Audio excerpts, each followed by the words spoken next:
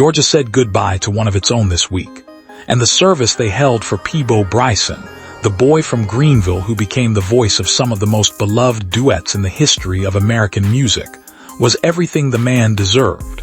Full, warm, overflowing with exactly the kind of love he spent 50 years pouring into every note he ever sang.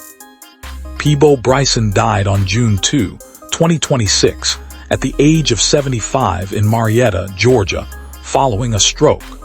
Funeral arrangements and a celebration of life were announced by the family for the coming days.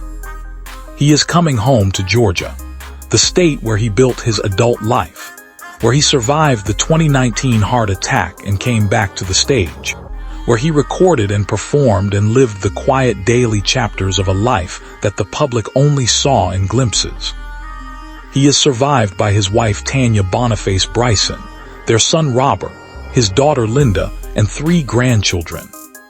Tanya, who was beside him when he transitioned peacefully at 5 o'clock on a Tuesday evening, who held his hand through the stroke and through everything that followed, who is now the center of a family circle that the whole R&B world is watching from the outside, with love, with respect, with the distance that the family requested and deserves.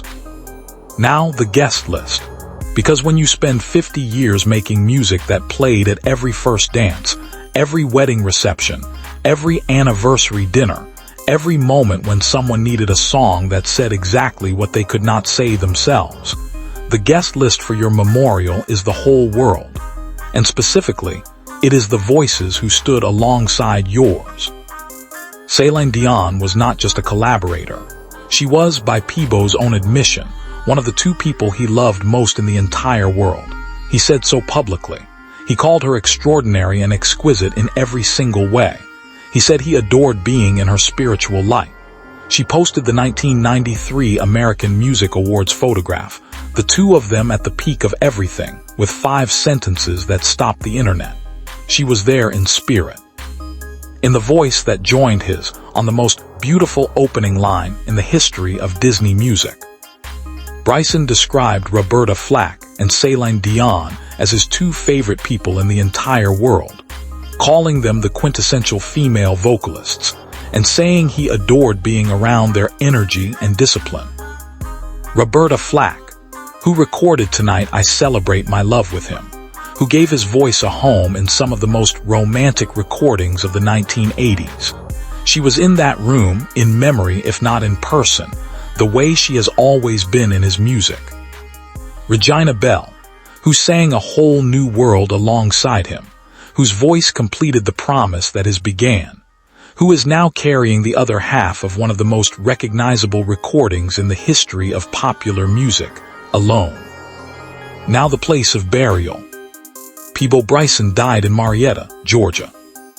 Georgia claimed him, the South Carolina boy who left Greenville and built everything in Atlanta and Marietta, who chose this state, who survived a heart attack here, who was surrounded by his family in a Georgia home when his time came, will rest in the state that held him through his final chapter.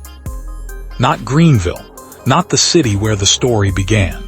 Georgia, where he married Tanya, where Robert was born, where he recorded duets and built a legacy and proved, year after year, that a voice that starts in South Carolina can end up belonging to the whole world. The family said, for more than 5 decades, Peabo's extraordinary voice served as the soundtrack to some of life's most cherished moments. His music carried generations through joyful celebrations, great love stories, and enduring moments of comfort and inspiration, creating a legacy that will forever live in the hearts of those who loved him and the countless lives he touched through song. The soundtrack to cherished moments. That is who Peabo Bryson was at every wedding where Beauty and the Beast played, at every anniversary dinner where someone requested A Whole New World, at every quiet night where Feel the Fire was the only song that made sense. He was there in every room, in every moment, before he was ever in the room in person. Peabo Bryson, April 13, 1951, June 2, 2026. A Whole New World. He helped us hear it. Rest in peace, Peabo. Thank you for watching.